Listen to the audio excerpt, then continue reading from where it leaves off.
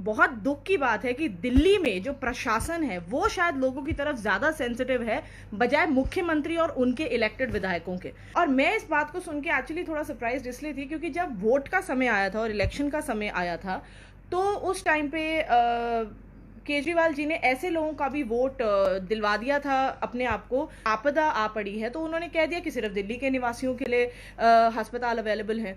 उसके चलते जब उनको खुद ये शक हुआ कि शायद उन्हें कोरोना हो गया है, जिसके लिए मैं खुद चिंतित थी।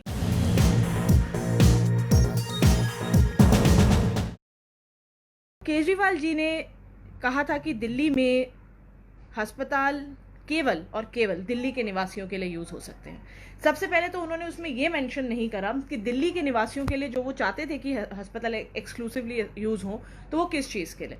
तो ये एक ओपन एंडेड स्टेटमेंट था, बट हाउएवर इस पे लेफ्टिनेंट गवर्नर ने ऑलरेडी एक पास कर दिया कि ऐसा नहीं होगा और दिल्ली में हर प्रकार के लोगों को इलाज मिलेगा।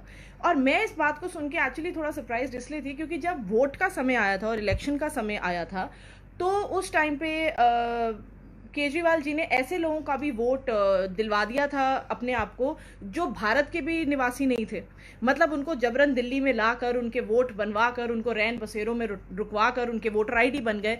और आज जब एक आपदा आ पड़ी है तो उन्होंने कह दिया कि सिर्फ दिल्ली के निवासियों के लिए अस्पताल अवेलेबल हैं। उसके चलते जब उनको खुद ये शक हुआ कि शायद उन्हें कोरोना हो गया है, जिसके लिए मैं खुद चिंतित थी कि कैसे केवल प्रेस कॉन्फ्रेंस से और प्रचार के माध्यम से कोरोना तो हो नहीं सकता, क्योंकि अभी तक इस वायरस का ऐसा तो कोई रूप हमें नहीं दिखा कि केवल प्रेस कॉन्फ्रेंस करने से वायरस हो रहा है। तो वो नेगेटिव आ गया, तो शायद उनको लगा होगा कि मैं अभी फिलहाल अपनी रिपोर्ट्स नेगेटिव निकलवा देता हूँ, क्योंकि मैंने तो खुद ही कहा है कि दिल्ली के सिर्फ दिल्ली के निवासियों का दिल्ली में इलाज होगा। तो वो तो खुद भी दिल्ली के निवासी आज सच है नहीं, आप जानते ही होंगे कि वो दिल्ली से बिलोंग नहीं करते। दूसरी बात मैं ये कहना चाहती हूँ कि जब हाई कोर्ट ने भी अब एक संज्ञान मांगा दिल्ली सरकार से कि जिस तरीके की ट्रीटमेंट कोविड पेशेंट्स को मिल रही थी हॉस्पिटल्स में, हमने कई सारे वीडियोस देखे जिसमें एक बहुत ही अजीब व्यवस्था में इंसान था, और मैं उस वीडियो के बारे में ज़्यादा नहीं बोलना चाहती। और उनको हॉस्पिटल में पाया गया और कई लोग तो हॉस्पिटल पहुंच भी नहीं पाए, रास्ते में उनके साथ कुछ बुरा हो गया। तो इन लोगों के ऊपर भी दिल्ली सरकार ने कोई ऐसा जवाब अभी तक नहीं दिया।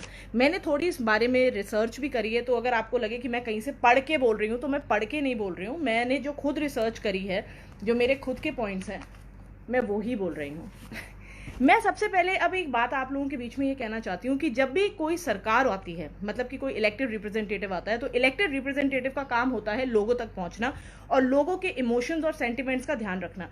यही वजह है कि क्योंकि हमारी कंट्री में ब्यूरोक्रेसी के ऊपर पॉलिटिशियंस आते हैं, क्योंकि पॉलिटिशियंस के साथ माना जाता है कि वो सेंसिटिव हैं, वो थोड़ा अपनापन समझते हैं। लेकिन बहुत दुख की बात है कि दिल्ली में जो प्रशासन है वो शायद लोगों की तरफ ज्यादा सेंसिटिव है बजाय मुख्यमंत्री और उनके इलेक्टेड विधायकों के। तो ऐसा क्यों है ये मैं सोचती हूँ। और इसमें मैं एक चीज जरूर कहना चाहती हूँ कि मैं बहुत शॉक्ड हूँ खुद कि कुछ ऐसे हेल्पलाइन नंबर्स दिल्ली सरकार ने निकाले थे जो फॉरएवर के लिए बंद हैं। तो जब कोई कोरोना पेशेंट हो जाता है, किसी को पता लगता है कि उसे कुछ हो गया, तो वो हेल्पलाइन ही मिलाता रह जाता है। और हॉस्पिटल्स की स्थिति तो हम बताने से चूक ही नहीं सकते, आप सबको पता है।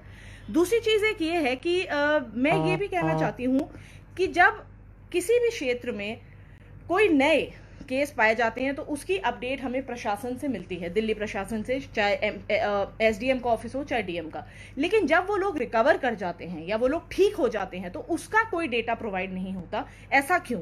और उसके ऊपर जब नगर निगम यानी कि एमसीडी अपना डेटा देती है तो वो कहते हैं कि ये डेटा गलत है। तो सही डेटा क्या है, ये दिल्ली प्रशासन हम तक पहुंचाए। अब इसके बाद मैं जो भी बोलूंगी वो मैं सिर्फ ये बोलूंगी कि किस तरीके से दिल्ली के लोगों को बेवकूफ बनाया जा रहा है। नंबर 1, जब कोई कोमॉर्बिडिटी से डेथ होती है, यानी कि अगर कोई हार्ट पेशेंट है या कोई डायलिसिस पे है, उसकी डेथ अगर कोरोना से होती है तो उसकी डेथ को कोरोना से ना दिखाया जाके उस बीमारी से दिखाया जाता है जो उसको है। मान लीजिए कि डायबिटीज से अगर किसी की डेथ हुई है लेकिन हुई कोरोना वायरस के बाद थी, तो ये कहा जाएगा कि डायबिटीज कंट्रोल में नहीं थी इसलिए उसकी डेथ हुई है। सबसे पहले एक जुमला ये है। दूसरा ये है कि मेरा एक बहुत ही जेन्युइन एडवाइस है दिल्ली सरकार को कि जब अभी रिसेंटली इलेक्शंस हुए थे स्टेट के, तो उन्होंने इतना प्रचार किया था कि हमारे स्कूल्स बन गए हैं, और स्कूल्स भी कोई ऐसे हल्के स्कूल्स नहीं थे, मतलब 25-25 लाख की लागत से एक एक कमरा बना था। तो ऑब्वियसली वो कमरे तो बड़े शानदार होंगे, तो क्यों नहीं दिल्ली सरकार और उनके विधायक ये इस बारे में सोचते कि उन स्कूल्स को फिलहाल के लिए कोविड ट्रीटमेंट सेंटर्स में कन्वर्ट किया जाए, क्योंकि उन कमरों में काफ़ी जगह है और अच्छे नंबर ऑफ पेशेंट्स वहाँ पे रखे जा सकते हैं, क्योंकि दिल्ली सरकार की जो हेल्थ सर्विस थी उसके चलते काफ़ी पेशेंट्स दिल्ली में हो रहे हैं।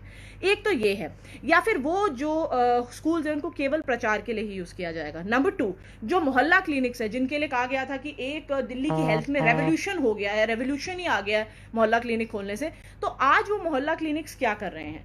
ऑब्वियसली डॉक्टर्स इतने पेशेंट्स को तो नहीं देख पा रहे, और मोस्टली डॉक्टर्स भी सारे ऑनलाइन सब कुछ देख रहे हैं, तो उन मोहल्ला क्लिनिक्स में 4-5 पेशेंट्स को तो रखा जा ही सकता है।